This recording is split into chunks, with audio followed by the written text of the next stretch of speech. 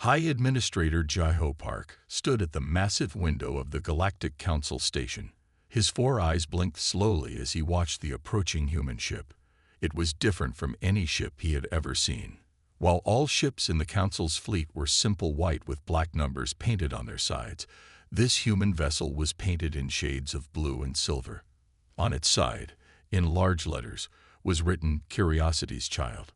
Most strange, Jaiho said to his assistant. Why would they waste time giving their ships names instead of proper numerical codes? The human ship was huge. It moved slowly and carefully, like a whale in Earth's oceans. As it came closer to the station, Jaiho could see the many lights that decorated its hull, making it look like a floating city in space. Inside the Council station, Captain Sunmi Lee of the Curiosity's Child prepared for humanity's first meeting with the Galactic Council. She straightened her blue uniform and checked her translator device one last time. This meeting would change the future of humanity. Captain, her computer said, the Council is ready to meet you. Sunmi took a deep breath and walked through the airlock. 2 Council guards, tall beings with gray skin, led her to the main meeting room.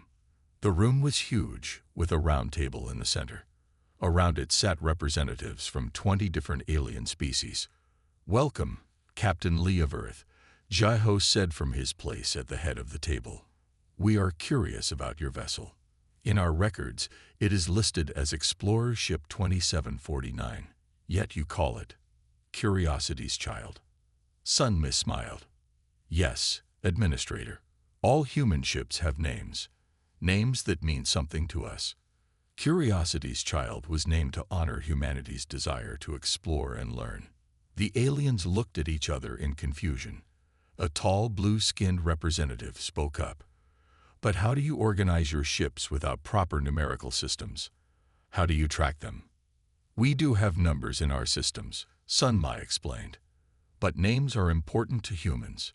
They help us connect with our ships. They remind us of our mission and our values. Jaiho leaned forward, his 4 eyes focused on Sunmi. You speak as if these ships are alive, Captain.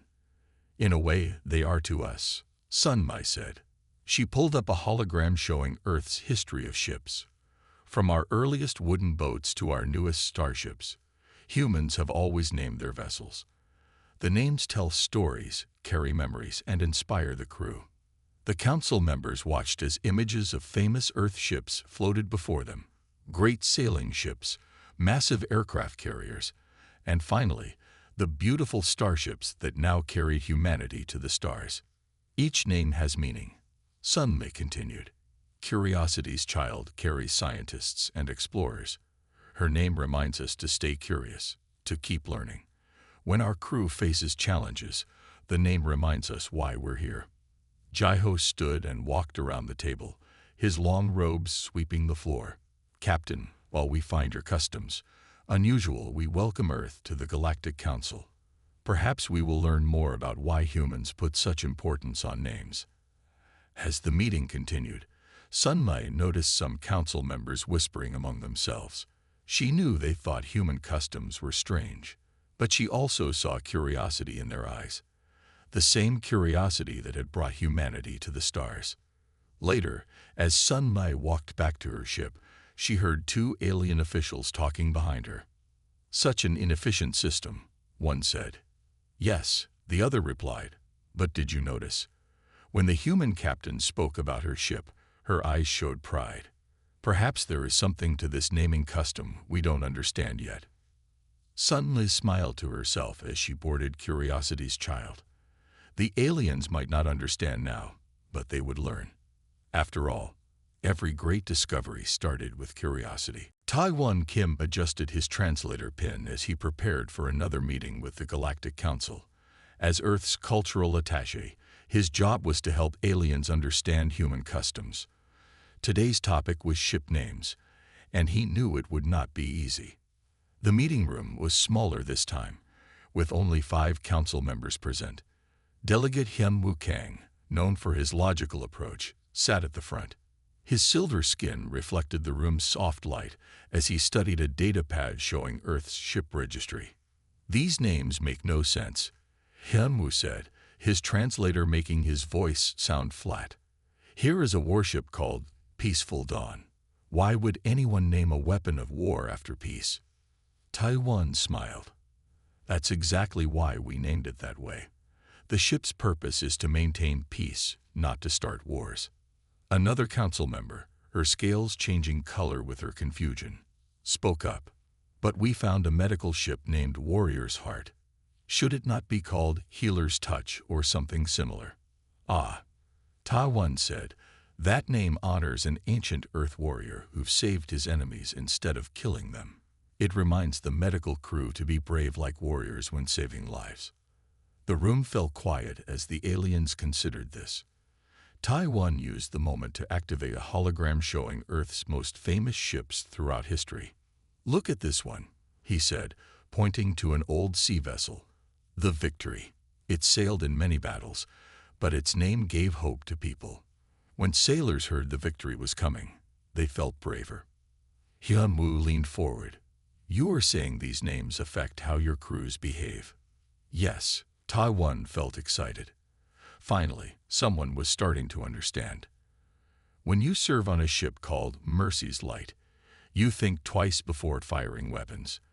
When your ship is named Explorer's Dream, you feel more excited about discovering new things.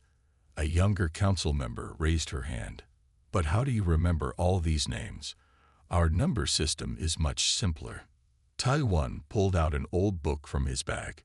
It was made of real paper, something that made the aliens lean in with curiosity. This is a children's book from Earth, he explained. It tells stories about famous ships. Human children grow up learning these stories. The names become part of our history, our culture. Each name tells a story. He opened the book, showing them pictures of old sailing ships, space shuttles, and modern starships. The aliens passed the book around carefully, their expressions showing growing interest. Here's something interesting, Taiwan continued. When we name a new ship, we often choose names that connect to Earth's history. The medical ship Florence was named after a famous healer from Earth's past. Her story inspires the ship's medical team. Hyunwoo set down his datapad. Most fascinating. While I still find it inefficient, I begin to see why humans value these names. They carry your history with you into space. As the meeting ended, Taiwan noticed the younger council members talking excitedly among themselves. They were asking about more ship names, wanting to know the stories behind them. Later, in his quarters, Taiwan wrote in his diary, "Today was a small victory. They don't fully understand yet, but they're starting to see that our ship names are more than just words. They're seeing how names can inspire, guide, and connect us to our past while we move into the future." He looked out his window at the Curiosity's child, its name glowing softly in the starlight. Tomorrow would bring more questions, more explanations. But today, the aliens had taken their first step toward understanding one of humanity's oldest traditions. The emergency alert woke Admiral Du Yen Choi in the middle of the night. She quickly made her way to the command center of the space station, Hope's Harbor. 3 holographic screens showed the border between human space and the Stellar Confederation territory. "Report," she ordered, her voice calm despite the tension in the room. "The Confederation has moved 30 ships to our border," her officer explained. "They say our colony on New Eden is in their space. They want us to leave." Du Yen studied the map. New Eden was clearly in human territory according to all their agreements.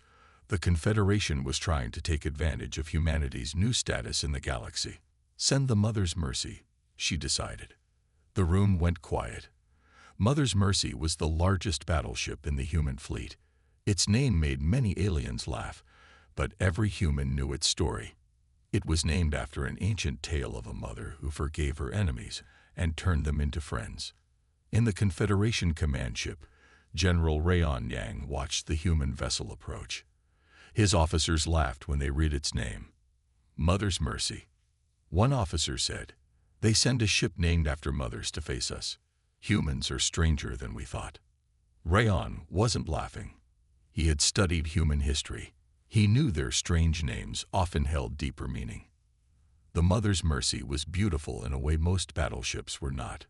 Its hull was painted in shades of white and gold, with its name written in elegant letters along its side. But Rayon could see the powerful weapons hidden beneath its peaceful appearance. Human vessel, Rayon sent a message. You are outnumbered. Leave this area, or we will fire. The response came from Mother's Mercy's captain. This is Captain Minho Lee. We are in our rightful territory according to the treaty. We do not wish to fight, but we will defend our people. Rayon noticed something strange. The human ship was not in an attack position. Instead, it had placed itself between his fleet and the colony, like a mother protecting her child. They mean to shield the colony with their own ship, his tactical officer said with surprise. Rayon remembered the story of Mother's Mercy, how a mother's forgiveness had stopped a war. He realized the humans had chosen this ship for a reason. They were offering peace even while preparing for war. Sir, his officer said, should we fire? Before Rayon could answer, more human ships appeared. Each had a name that made his officers shake their heads. Wisdom's Light, Guardian's Promise, Hope's Messenger. But Rayon noticed how the ships moved together, protecting each other like family. In her command center, Admiral Du Yan smiled. The Confederation didn't understand yet, but they would learn. These names weren't just words. They were promises. Mother's Mercy would protect her people, but she would also show mercy if given the chance. Send a message to all ships, she ordered. Hold position. Show them we are strong enough to wait for peace. As both fleets faced each other across space, the name Mother's Mercy glowed against the darkness. It reminded everyone who saw it that even in moments of conflict, there was always a chance for understanding. Rayon looked at his weapons controls, then at the peaceful but powerful ship before him. Perhaps, he thought, there was wisdom in these human names after all. Captain Hejun's song stood on the bridge of Mother's Mercy as the Confederation ships moved closer. His crew worked quietly at their stations, each person aware of the weight of this moment. The ship's name glowed on every screen, reminding them of their duty. Enemy ships are charging weapons, his sensor officer reported. Hejun touched the ship's nameplate on his command chair. Every captain did this for luck. The metal felt warm under his fingers, as if the ship itself was alive. Remember our name, he said to his crew. We are Mother's Mercy. We fight to protect, not to destroy. The first shots came from the Confederation fleet. Bright beams of energy crossed space, heading straight for Mother's Mercy. But Hejun was ready. Defensive pattern Mercy 1, he ordered. Mother's Mercy moved with surprising grace for such a large ship. Instead of returning fire, it spun and rolled, letting the enemy shots hit its strongest shields. The movement put the ship between the Confederation fleet and the human colony.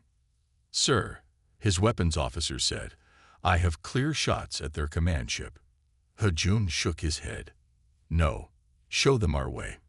He opened a communication channel to all ships, both human and Confederation. This is Mother's Mercy. We stand ready to defend our people, but we offer you one more chance for peace. On his command ship, General Rayon Yang watched in confusion. His shots had hit the human ship shields, but Mother's Mercy hadn't fired back. Instead, it was protecting the colony while broadcasting messages of peace. They're weak, his tactical officer said. We should press our attack. But Rayon wasn't so sure. He had studied human battle tactics. This was different. The human ship was fighting exactly as its name suggested, with mercy. Suddenly, alarms blared on both fleets. A massive solar storm was approaching, the kind that could destroy ships. The Confederation fleet had moved too close to the system's sun during their attack. All ships, retreat to safe distance, Rayon ordered. But 3 of his ship's engines had been damaged in the battle. They couldn't move fast enough to escape the storm. Without hesitation, Hejun made his decision. Move to assist the damaged Confederation ships, he ordered. Mother's Mercy turned and moved toward the enemy vessels. Its powerful shields extended, creating a safe bubble around the damaged ships. The crew worked quickly, attaching tow cables and pulling the Confederation ships to safety. As they watched humans rescue their stranded ships, Rayon finally understood. The name Mother's Mercy wasn't a sign of weakness. It was a promise. Like a mother protecting all her children, the human ship would fight if needed but would also save those in danger. Perhaps, Rayon said to his bridge crew, "We have misunderstood these humans, and they're named ships." Back on Mother's Mercy, Ho-Jun watched as the rescued Confederation ships were brought to safety. His crew was tired but proud. They had lived up to their ship's name. "Send a message to the Confederation fleet," he ordered. "Tell them we're happy to discuss peace terms whenever they're ready." The name Mother's Mercy continued to glow on the ship's hull, no longer a source of alien amusement, but a symbol of strength through compassion. Min Ji-yoon sat in the observation deck of the Galactic Council Station, looking out at the stars. After 40 years of flying ships through space, she knew more about vessels and their names than almost anyone else. Today, she would share that knowledge with the Council. High Administrator Jai-ho Park and several other council members sat around her, ready to learn. After the incident with Mother's Mercy, they wanted to understand why humans named their ships the way they did. "When I was young," Minji began, her voice soft but clear, "my grandfather told me about the first ships on Earth's oceans. They were small wooden boats, but each had a name. Those names gave sailors courage when storms came." She touched a control panel, and images of old Earth ships appeared in the air before them. "Look at this one," she said, pointing to an ancient sailing ship. They called it Endeavor. It sailed around the world when people thought the Earth was flat. The name reminded its crew to keep trying, to keep pushing forward. Jai-ho leaned forward, his 4 eyes focused on the images. "And this tradition continued into space." Min-ji nodded. "When humans first reached for the stars, we took this tradition with us. The first ship to land on Earth's moon was called Eagle, like the bird that flies high and sees far." She showed them more images. Space shuttles, early colony ships, and finally modern starships filled the air around them.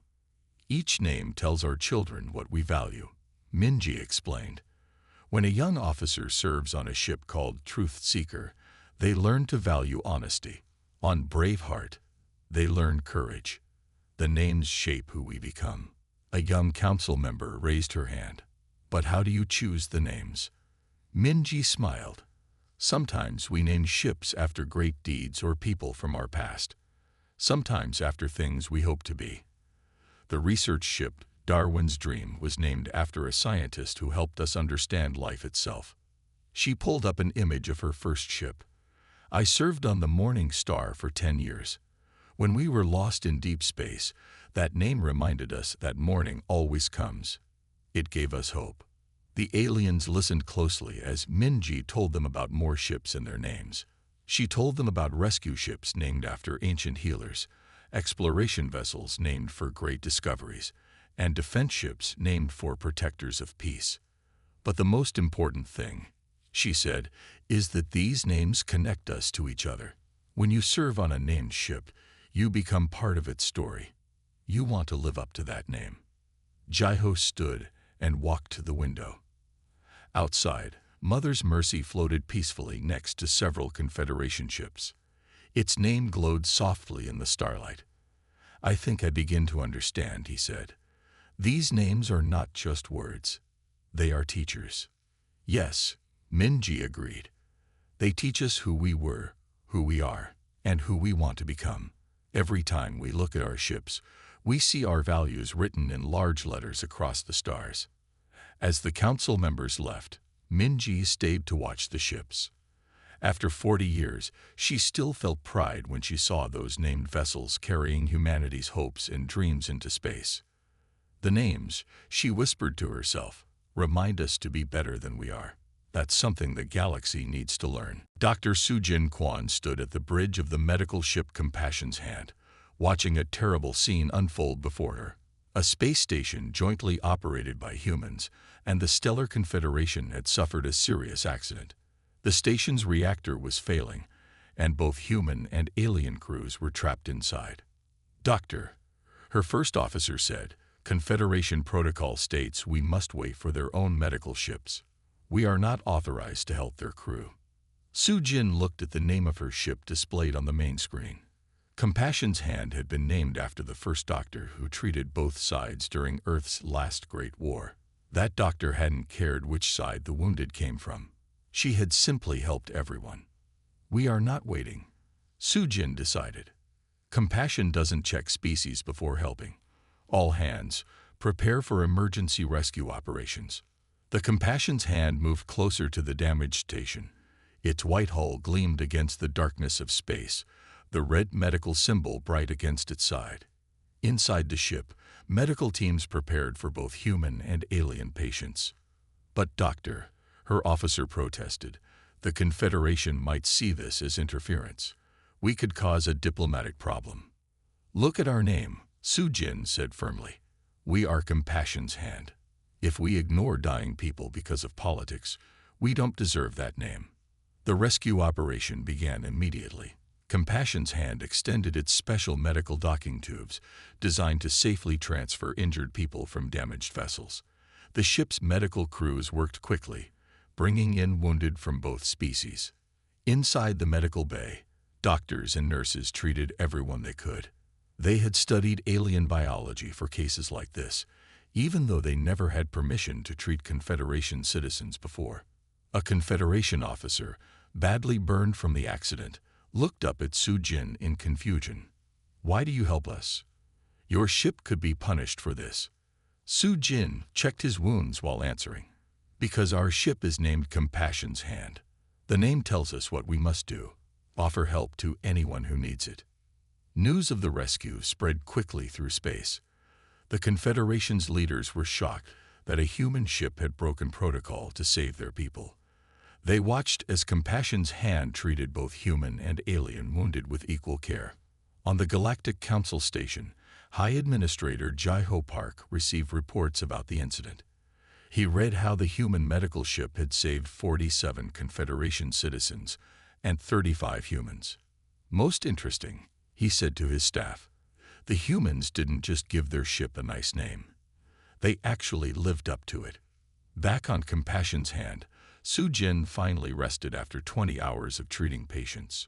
She looked out her window at the rescued escape pods attached to her ship. Human and Confederation medical teams were now working together, learning from each other as they helped the injured.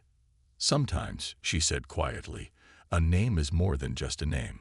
It's a promise we make to the universe." The Compassion's Hand continued its work, its name glowing softly in the starlight. In the medical bay, human and alien patients recovered together, protected by a ship that took its name seriously. High Administrator Jai-Ho Park called a special meeting of the Galactic Council. The Grand Meeting Hall was filled with representatives from every spacefaring species. Recent events had changed many minds about human customs, particularly their tradition of naming ships. "We have gathered today," Jai-Ho announced, "to discuss what we have learned about human vessels and their names." He displayed images of 3 ships: Mother's Mercy, which had protected its enemies; Compassion's Hand, which had saved lives without asking questions; and Curiosity's Child, which had first brought humans to the Council. At first, Jai-Ho continued, "We thought these names were inefficient and strange. We were wrong. These names are not just labels. They are promises made real in steel and starlight." The council chamber was quiet as Jai-Ho showed recordings from recent events. They watched Mother's Mercy shield both friends and enemies from a solar storm. They saw Compassion's Hand rescue people who were supposed to be their rivals. "Each name," Jai-Ho explained, "tells us what humans value. When they name a ship Peace Seeker, they are not just giving it a pretty name. They are telling every crew member on that ship to look for peaceful solutions." Delegate Hyun Woo Kang, once the strongest critic of human naming customs, stood to speak. "I have studied their records. Ships named after explorers tend to discover more new worlds. Ships named after peaceful leaders have started fewer conflicts. The names shape how the crews think and act. A younger council member raised a question. But how can a simple name have such power? Jai-ho invited Captain Sun-Mi Lee of Curiosity's Child to answer. She stepped forward, her uniform neat and proper. When you serve on a named ship, Sun-Mi explained, you become part of its story. If you serve on Honor's Light, you think twice before doing anything dishonorable. The name reminds you of your duty every time you look at it. The council members nodded as they began to understand. These names weren't just random choices. They were teaching tools, mission statements, and moral guides all at once. Consider this, Jai-ho added. The humans do not name their warships Deathbringer or Enemy Destroyer. Even their most powerful battleships carry names like Guardian and Protector. These names show us their true intentions. He showed more images. Rescue ships named after ancient healers, science vessels named after great thinkers, and exploration ships named after brave discoverers. The humans carry their values with them into space, Jai-ho concluded.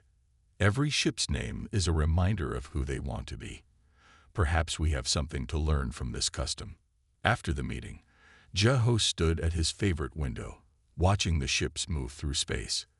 He noticed how the human vessels' names glowed against the darkness, like promises written in stars. Names have power, he said quietly to himself. They shape actions, guide decisions, and remind us of our best selves. The humans knew this all along.